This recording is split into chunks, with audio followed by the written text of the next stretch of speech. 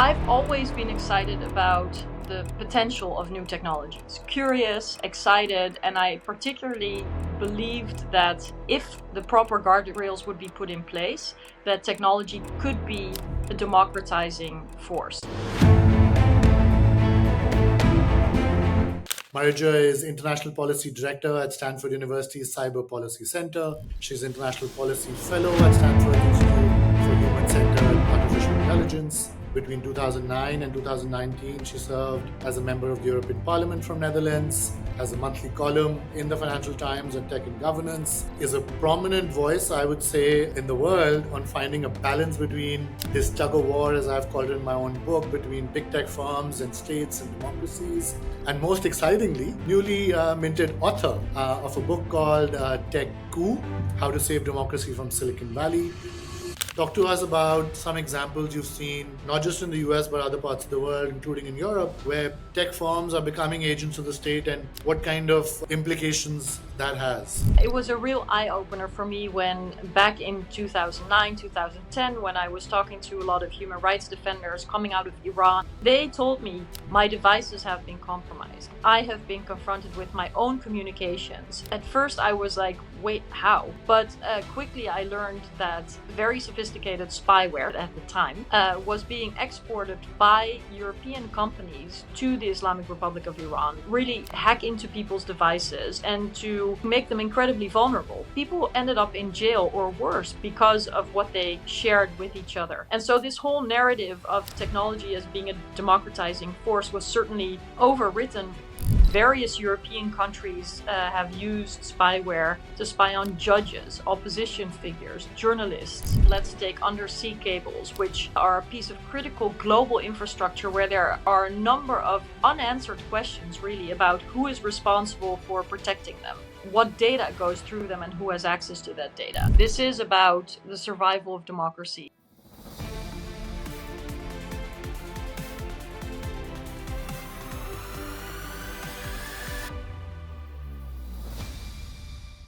So first of all, congratulations, Marija, on the book, and delighted to have you on the podcast. Thank you so much for the kind introduction.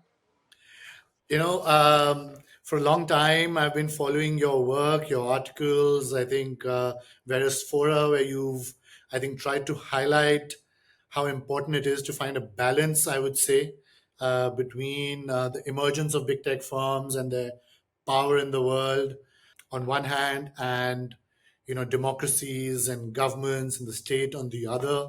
And I know there's a lot of encroachment, obviously, from one side to the other over the last decade or two, even. And I think voices like yours are, in my opinion, extremely important to be louder and louder so that we are not thinking of these issues too late in the game, right? And so I'm excited to have this conversation with you. I wanted to start off with a personal question, though, before we get into your book.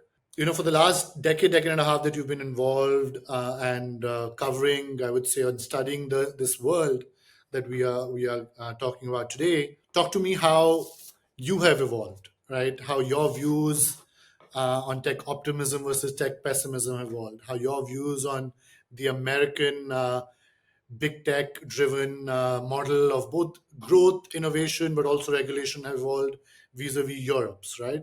So just talk to us about how, if you were to reflect back over the last decade and a half of your own personal evolution on these topics, how is that, what does that evolution look like? I've always been excited about the potential of new technologies. Curious, excited, and I particularly believed that if the proper guardrails would be put in place, that technology could be a democratizing force, that it could really help empower the disempowered, that it could elevate the censored voices, and that it could help people in their battle for more just and more free societies. And, this was clearly the narrative around the uprisings in Iran, 2009, later the Arab uprisings across the Middle East. And I really believe that a lot of that hope and promise that also dates back earlier to the tech pioneers in Silicon Valley could have been realized in a much more forceful way if the choices would have been made to actually prioritize human rights and democracy. But that never happened. And unfortunately, there was a almost religious belief, a dogmatic belief, that the technology itself would just strengthen these pro democracy voices, would help amplify people's human rights, and that of course did not happen, because where on the one hand people were documenting and sharing human rights abuses, spyware was helping authoritarian regimes to crack down on them, to intimidate them, and unfortunately that trend has not been stopped, and particularly democratic states, democratic leaders have not squarely stood for those universal values like human rights or democracy in their responses. So I'm still very excited about new technologies and what they can bring, but I'm not convinced that the best results can be achieved without any guardrails, rules, or regulations. I think democracy is too fragile to just assume that it will become more robust or stay robust without measures. Yeah, yeah, no, absolutely. And of course, you start off your book with some of these very live examples from Iran, the Arab Spring, etc. But I wanted to ask you, you talk about this global shift where so much of the digitization that's happened is in the hands of the big tech firms today. And at the same time, these guardrails that you talk about that are as essential, those are not really being put in place. Instead, government is actually starting to outsource so many of its key sovereign functions, as have been the case for so many years or decades now in democracies, are actually starting to shift towards big tech firms, and you've called it the hollowing out of government. Is this true of Europe and the US and every other part of the world? Or is this happening more, this outsourcing of key government functions happening in certain countries more versus others? Well, unfortunately, I think it is a global trend. But there are variations. The leader in the belief that market forces would render the best results is, of course, the United States. It was and it continues to be that until today. On the other end of the spectrum, we see the Chinese model, where the state really asserts itself very, very strongly and has made technologies an instrument of state power. And so that's a different approach. And the EU is seeking its own lens through which it regulates technology, and that is much more focused on fundamental rights, on the rule of law. But there's a huge gap to be bridged. So it's very popular to consider Europe as the leading jurisdiction when it comes to regulation, and it is certainly among democratic states. But at the same time, in the EU too, and I hate to see this, there is a lot of dependence on big tech, and there's still a great dependency, a power grab, a tech coup that I describe in my book, also in the EU. So even if more regulation has been adopted than in the United States, for example, there's still a growing dependence and a lack of knowledge, a lack of agency, a lack of accountability on the part of public leaders and institutions. And is that really like at the core of what you call the tech coup, or is this coup bigger than most people understand it to be? This fact that yes, governments are trying to become dependent on big tech firms. Big tech firms have strong lobbying arms now. They of course have massive user bases and can shape conversations. Many of which examples are very live from Silicon Valley, right, on social media platforms. But is the tech coup bigger, deeper, more consequential than most people think of?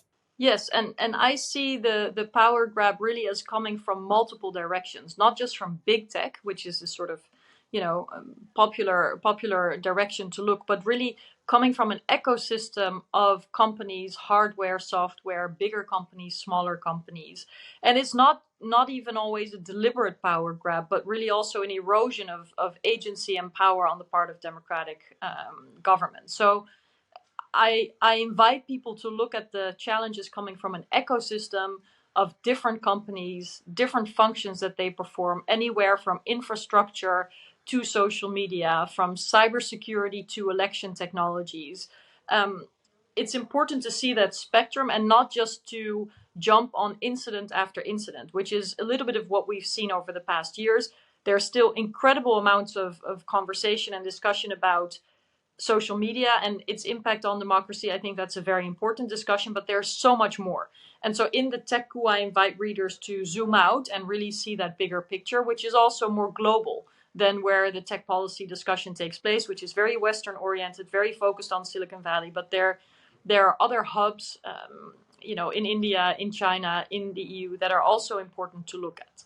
You've spoken about big tech firms or this tech ecosystem, as you're calling it, as also becoming agents of the state, right? So even as they maybe take away power and functions that the government has typically had in its domain, they're also becoming partners and agents of it.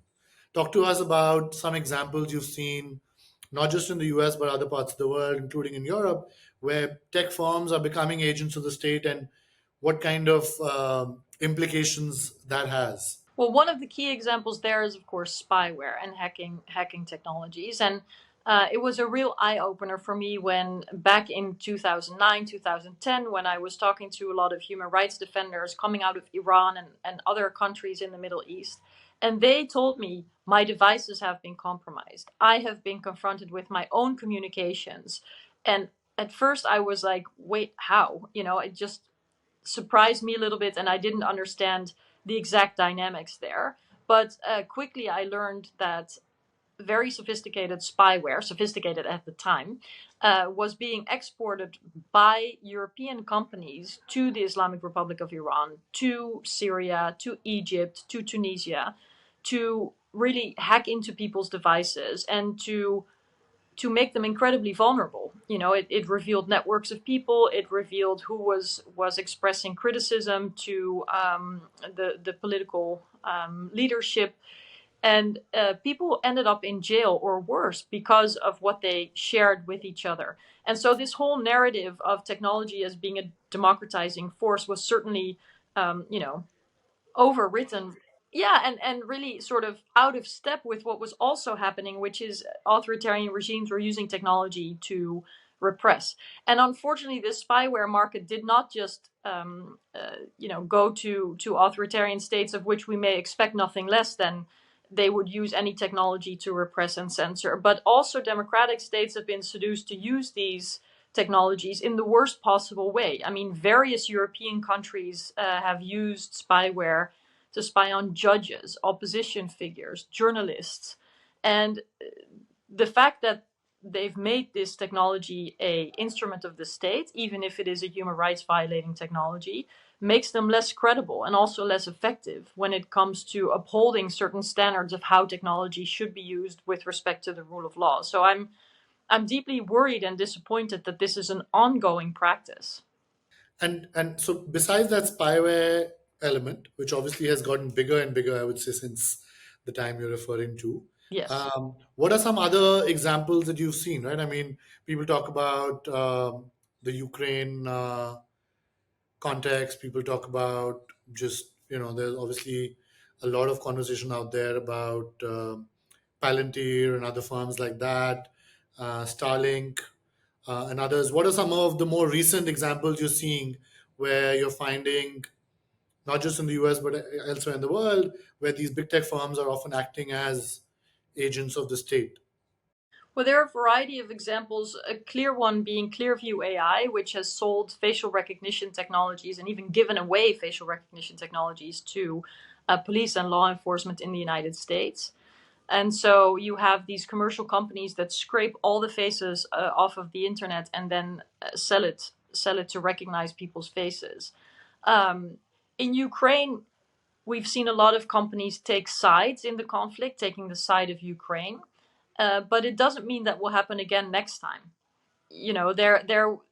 There is a great autonomy that a lot of the companies have or take in the decisions they make. So, for example, Google has decided not to show traffic information live because it could reveal troop movements on the part of the Ukrainians. Yeah. Um, we've seen the infamous example, I would say, of Elon Musk offering Starlink first and then withholding it for other key areas. So really using the power that he has as an owner of an internet satellite company at his own discretion. And his actions combined with statements that might as well have come out of the Kremlin. So here we see that we cannot assume or trust that companies are going to take the side of the state government where they are incorporated, or the side of universal human rights or international law, as we see in the case of Ukraine. So this is an incredibly fragile setup where companies play a huge role, but one that cannot really be steered in the heat of conflict. And yeah, Yeah, one can really, almost say that they are not necessarily armies of their host countries, but really mercenaries employed by their host countries, who could shift sides, shift loyalties over time. One of my earlier conversations with Professor Phil Stern, we were talking about exactly this, where the big tech firms will align themselves with the geopolitical diktats or geopolitical objectives, foreign policies of their host countries, or will they find ways to evade? Often evade or maybe challenge, or shape the foreign policies of their countries. And one of the analogies that Professor Stern drew, and he was drawing upon his own book Empire Inc., was with colonial enterprises, right? With the East India Company, with the Dutch East Indies Company, etc. And one of the interesting examples he drew from that, analogies he drew from that time, from that era, was that at that time, whether it was the British Crown and the East India Company or other parallels, he said that often the companies, the corporations at the time, would find ways to evade what the Crown might have wanted them to do by various methods. They would form subsidiaries somewhere and say, "Oh, we can't control them," uh, or other, legal ways of saying that we have to follow the laws of the land and then evade the dictates of their host countries. Do you find that that's happening a lot today? Because on the face of it today, it seems like that the U.S. companies are following largely the objectives of the U.S. The Chinese companies seem to be following the dictates of the Chinese Communist Party, the CCP. Can you give me some examples of where maybe companies have really gone out and gone against their host countries? yes, I think the spyware example is a good example, but another more recent one is that of Russia, where both Apple and Google decided days before critical elections in Russia to remove access to the opposition's app in their app stores because the Kremlin pressured their local employees. They removed this app, making it much harder for Russian voters to actually identify the candidate that stood the best chance to compete against a candidate from Putin's party.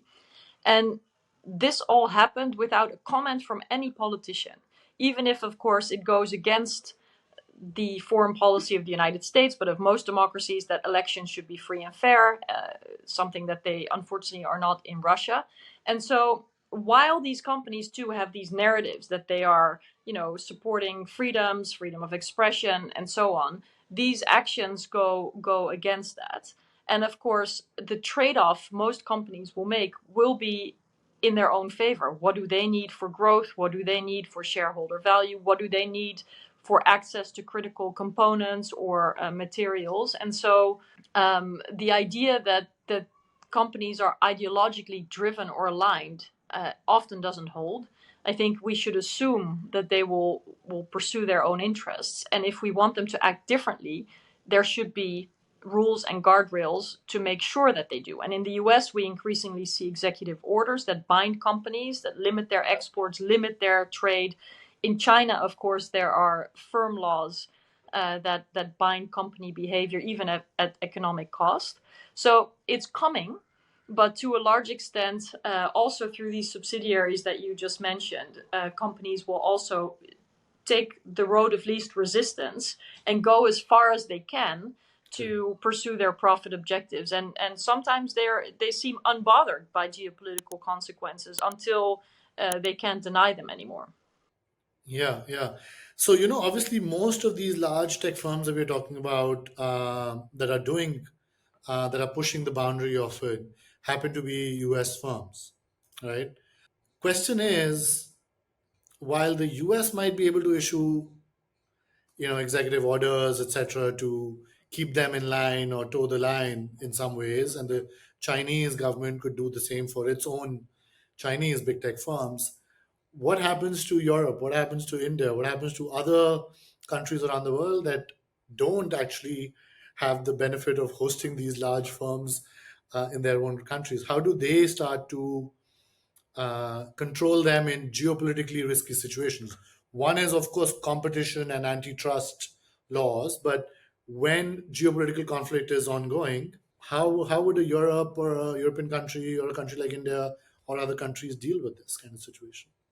Well, what's important is to make sure that that there are clear laws. So, for example, let's take undersea cables, which are a piece of critical global infrastructure where there are a number of unanswered questions, really, about who is responsible for protecting them, what data goes through them, and who has access to that data.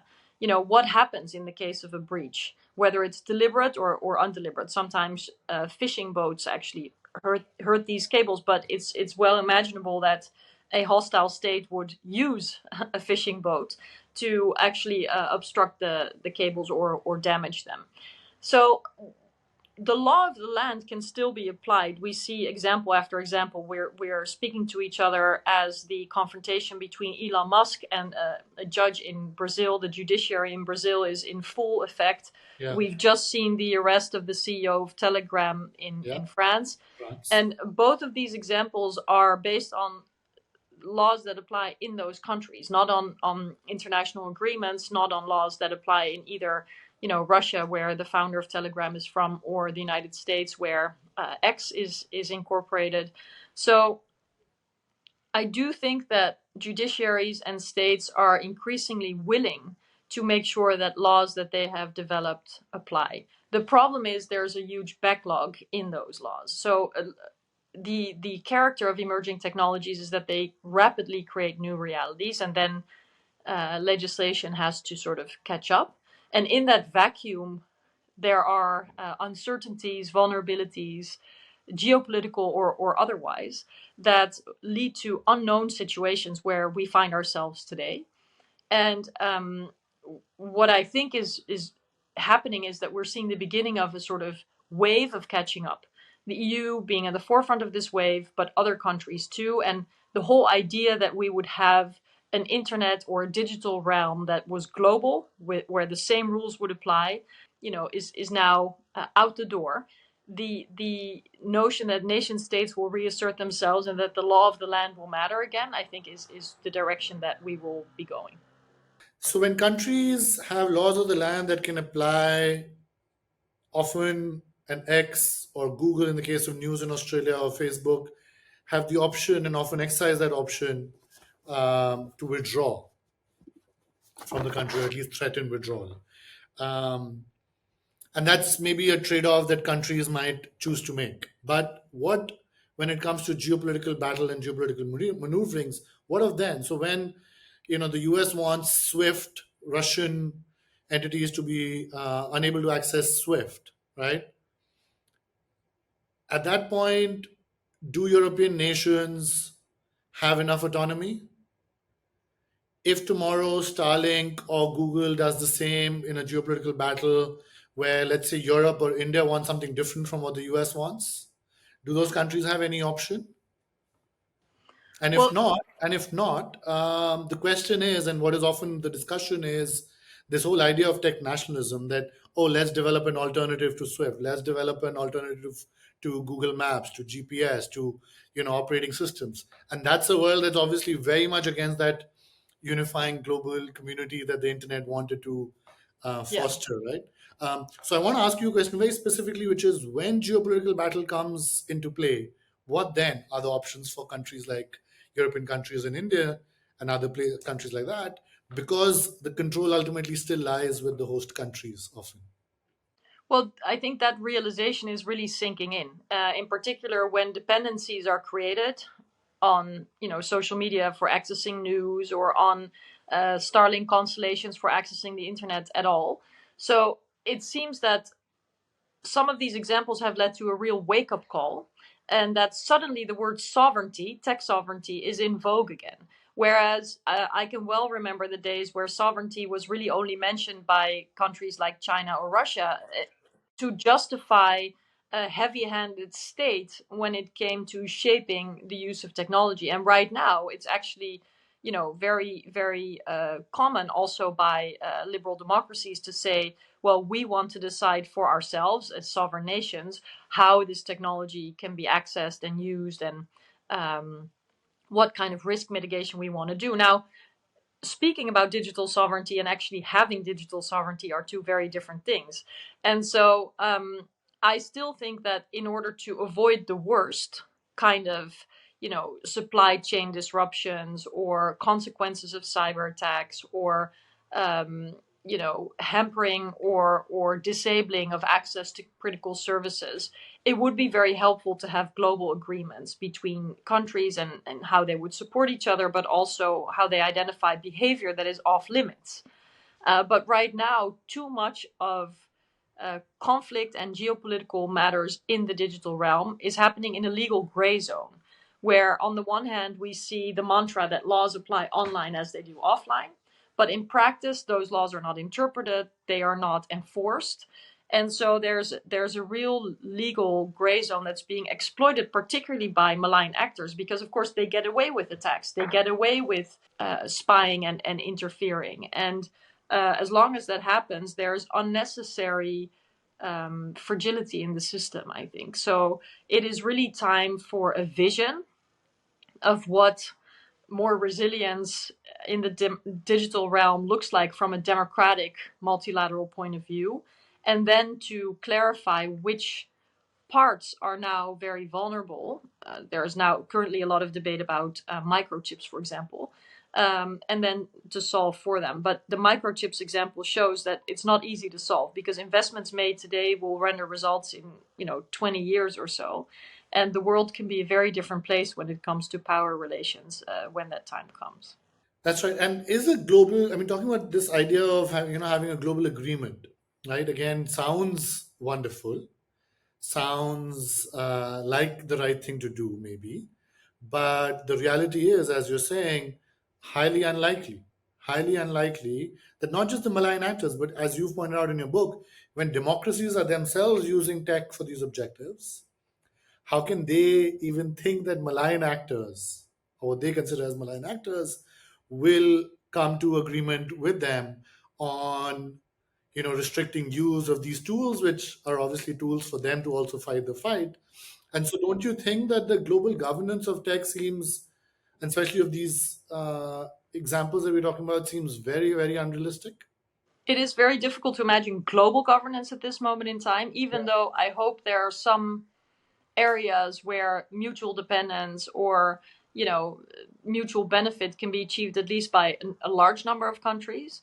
And that is what I hope is the direction where jump starts can be made. So like-minded countries would logically come to agreement sooner, perhaps creating the beginning of a critical mass and raising the bar from sort of nowhere to standards that should be upheld. And indeed, this also means difficult decisions for democratic countries. For example, think about offensive cyber capabilities, which are now used, in this legal gray zone, or from a perspective of what is called strategic ambiguity. So we're not going to say what we're going to do until we get there, and that is actually the strategy. Well, that also means that it is happening in a very legally ambiguous place, and that ultimately erodes the respect for international law, the respect for the rule of law writ large. And I think that that's a dangerous gray zone. I understand why it's seen as opportunistic, but I think ultimately it makes us all weak and less credible to uphold standards and to hold the very bad actors to account. Yeah, and so like-minded countries. I mean, the exact examples that come to mind are U.S. and Europe, let's say, fairly like-minded. India, fairly like-minded. Again, all democracies, friendly nations. But if you look at even the tech models of regulation that are emerging, right? Um, as I know, our common friend Anu Bradford has also written in her book Digital Empires, there's still massive differences. And even these friendly nations are finding it very hard to bridge those divides, right? I think you're an example of a person who's trying to help bridge that divide between, let's say, the Europe and US. But talk to us about whether you see, I think everyone's familiar that, the models are very different now between the US, Europe, China. You've alluded to them already. India has an emerging model, right, driven by its own digital public infrastructure story over the last decade. Do you see signs that some of these models might find convergence, or will they remain distinct in their own ways going forward? I don't see enough convergence right now. I really think the urgency is there. And so I hope it won't take some kind of major escalation or big incident for people to, move ahead. I think that the starting position was, particularly in the US, one where, the belief was we don't really have to do much by way of rules. We're just going to let our companies, bring all the fruits of digitization and innovation. And depending on what side of the political aisle you sit, there's now a realization among the Democratic Party that there need to be limits to market forces. And the one thing that Democrats and Republicans will agree on is that the rise of China as a major geopolitical actor with sophisticated technological capabilities needs to be stopped, is actually leading to actions. But that is, I think, different. It's a very defensive posture, different from saying, this is a pro rule of law, pro democracy vision that we have for the role that technology plays in our society, where the public interest matters, where civil liberties matter, where democratic rights in our own societies matter, where checks and balances can be applied, transparency exists, and so on. And that would be the foundation for a global agreement. That's a very different approach than the one we see now, where the rise of China is one reason why parties come together, but that's about it. Yes, the main driver.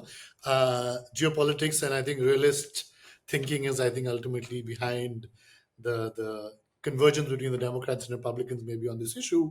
And I think you've written about, and I've read an article in, I think, the New Yorker, maybe it was, where you've spoken about what the US can learn from Europe, which is, I think, what you're also just outlining in many ways. But tell me about the reverse. What can Europe learn from the US?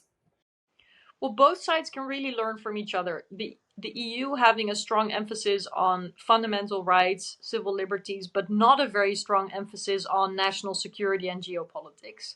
In part, this is because of the design of the EU, where the harmonized market and a shared charter for fundamental rights lies in the EU for responsibility to govern, but national security is still a national competence, and so that's a tension that will be harder and harder to maintain. But it explains why there's much less focus on, for example, military uses of AI, which are not a part of the AI Act. Just to mention a recent example, even if in a lot of other countries that is the key driver of AI development. So there's a clear mismatch there on the part of the EU. In the US, on the other hand, national security is a very strong driver, Paramount. Yeah. maybe the strongest. But civil liberties and domestic regulation, curbing market forces, having proactive competition law instead of court cases afterwards, it is much weaker. And so if I close my eyes and imagine you add the two up and you divide them by two, then the balance would be better. Meaning, if the EU could borrow some geopolitical awareness and ability to act from the US, and if the US could borrow some focus on fundamental rights, then the balance would be much greater, and also presumably the possibilities for collaboration, because then the emphasis would be much more even. I think that's very well put. Let's talk about the emerging India model also, right? On this, I think you're familiar with some of it already. I think the whole digital public infrastructure story that's played out over the last decade in India with UPI and Aadhaar, led by the likes of Nandan Nilekani, and now being taken forward by various parts of government, tech firms, startups, etc.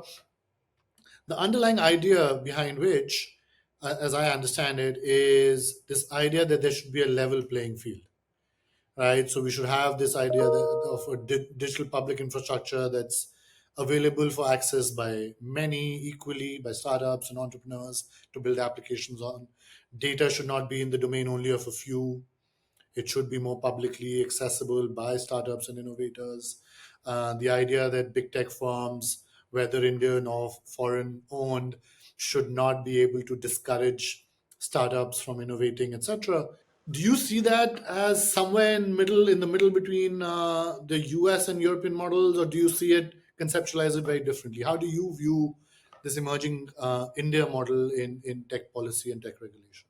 Well, it's clear that there's a lot of ambition behind it. I think Indian people are the first to notice that there is a gap sometimes between, the vision and the practice.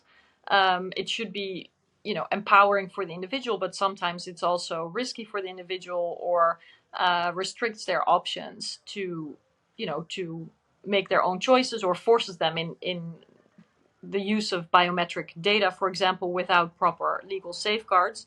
So, I think it is impressive that this vision has been chosen in India and rolled out. There's also great ambition to roll it out globally, and a lot of countries are interested. But it's important to sort of look one level deeper, also at the lessons learned on the part of India. And I hope that there can be an honest discussion about that in India itself, because that way digital public infrastructure will actually be public and serve the public, and the benefits of those lessons can also be widely spread. I don't see it being used as a model yet in the EU or the US, for example. So other developing economies, I think, see it as a model and are happy to learn and adopt. I think it's being exported to several countries already, but it doesn't seem to really resonate yet in the big democratic blocs. And of course, it's not a secret that there are big questions about the actual pathway to democracy in India, which is also interesting in the tech governance sense, because on the one hand, the US and the EU would love to welcome India in the democratic camp, so to say, and the concerns about China are significant in India. And so that dynamic works very well. On the other hand, the restrictions of fundamental freedoms in India, concerns also about censorship online and so on, mean that it's a very delicate balance to strike, and one where the destination of where India is going remains very unclear. And so what I hope is that there's not a glancing over these challenges and threats to democracy in India just for the sake of geopolitics. And I do worry that that's a dynamic that we're seeing today. Yeah, yeah. No, so I think if I was to now summarize, if you looked at the US, you looked at Europe, you've looked at India, all three, democratic entities, and with their own challenges in tech policy, influence of big tech firms, etc. Is your sense that these three can come together effectively to create that model that you were talking about, where maybe the majority of countries are able to find common ground, even if that ends up excluding, let's say, the Chinas and Russias of the world? Or given that you've just outlined that even these three have so many, I would say, dissatisfactions and issues with each other, that they'll just end up going in parallel, and we'll have a no one size fit all type tech policy going forward? Well, the challenge is that there is not the political leadership to say we must do this together. So I think once that decision is made, a lot of differences can be overcome, because that's where the work would be. Right now, I only see a magnifying of differences, a confrontation between different interests, also between the US and the EU, even if you're right. When you zoom out on the global level, they're fairly similar in their approaches. But the political leadership to say, look, this is a key issue. This is about the survival of democracy. This is about making sure that there are laws within which tech companies operate, but that there are also global rules within which states have to operate, that there should be accountability and a protection, really, of those universal rights and freedoms that we have signed up for a couple of decades ago, even if they're at stake in the digital realm. If that decision is really made, then I'm convinced that coalitions can shape in exciting new ways, but there needs to be that kind of energy and resources put into this, starting with political capital. And so, big question what's going to happen in the United States in November, which will be very decisive for how this plays out in the future. Europe just having had a new set of political leaders coming in, also with more parties that are, Yeah, much right. much Right less, wing. That's right. yeah, Yeah. right wing, less inclined to work across borders or to invest in global collaboration. So it is a more fragile field as we go into the next phase, while it is a more urgent topic to address. So all in all, I'm not very optimistic, but I do imagine how it would be possible. And I'm obviously hopeful that one day the democracies will understand that together they are stronger, and that each of them, unfortunately, are already in a weak position. Yeah, whereas I absolutely agree with you. I think that unfortunately, however, the dominant paradigm or the dominant criteria that is, I think each country is adopting right now, especially the US, I think in its competition with China right now, is that of competition, that of making sure that the US wins this geopolitical battle, this geoeconomic battle with China, its most prominent rival on the global stage today. And I wanted to bring in the conversation of AI too, right? I mean, you work at the Stanford Institute for Human Centered AI. You put out this report that talks about where different countries fare.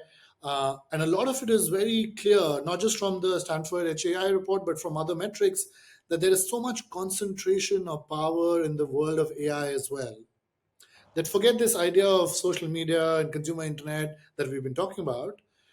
Even in the next decade or two, if AI does end up meeting its hallowed promise as a technology, you'll find that the concentration will continue to exist in the same countries, in the same firms, most likely, that we've been struggling with. So in that context, particularly of AI, with the exception of, let's say, a Mistral in France and here and there a couple of other companies, it seems to me that there is no hope for a change in the dynamics here, both between countries and within. Well, you've said a lot, so let me pick up on a couple of points. I agree that the fact that only a handful, and literally a handful of companies, have been able to, get a head start when it comes to developing AI is because big tech has been under-regulated for so long.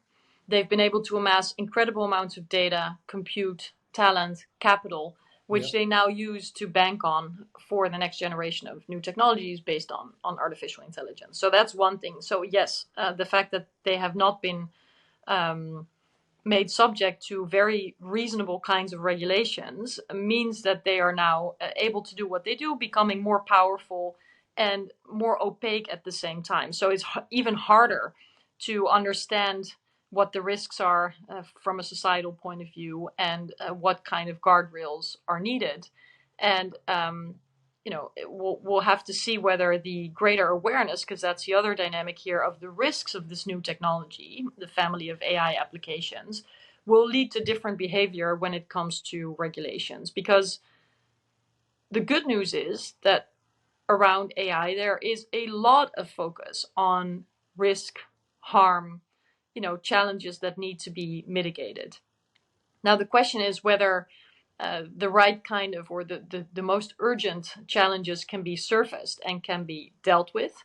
There's a lot of discussion about, are we talking about existential risk in the future, or are we talking about the fact that so many applications discriminate or simply lie while they are trusted to come forward with facts? So it's a plethora of challenges, but I'm encouraged by the fact that those are not an afterthought, but that they are front and center. Now I hope that regulators can get their act together. And again, we have to look at the United States with its very, very fraught political reality these days, to overcome the polarization and to see that this is not an issue of Democrat versus Republican, but really of societal interest versus private interests. And I hope that we will not be too late this time. But I find it interesting that the conversation is so much focused on risks and harms of AI and not enough on the competitive or lack of competitive dynamics in AI. Yes, I agree with you. And I The agree with you. antitrust still seems to be focused on the past generation of businesses of the big tech firms and not on the future. So isn't it very likely that we'll end up again in a situation where 5 years later, 10 years later, Europe, European Union, and the US, FTC, etc., will come out and say, hey, we need to regulate them now? Why isn't that conversation on competition in AI happening today? Why is the conversation all about risks, harms, optimism about AI, or pessimism? Well, it's probably because there's such a backlog in addressing this scale of big tech companies in the proper way.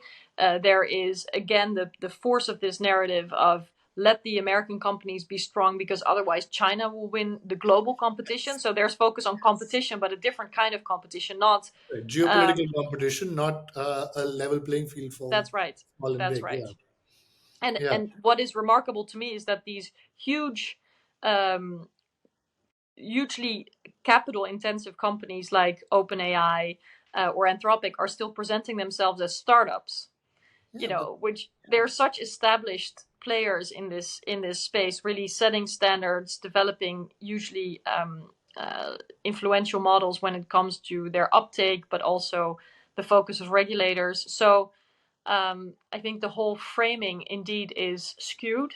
And you're right that the focus is not so much on having a very, very small group of companies, again, deciding the terms along which we're going to understand and use artificial intelligence. yeah, and even shaping the agenda of what is being talked about. I know we're running out of time, so I want to end with a question to you based on your book entirely. I know you've laid out many specific things on what can be done to help save democracy from Silicon Valley, as you've titled it in your subtitle. Give us three things that you would highlight as the three main things that today democracies around the world should come together to get done to help avert, I would say, this imbalance that you've spoken about. Well, on the one hand, we need much more transparency about how different tech companies operate.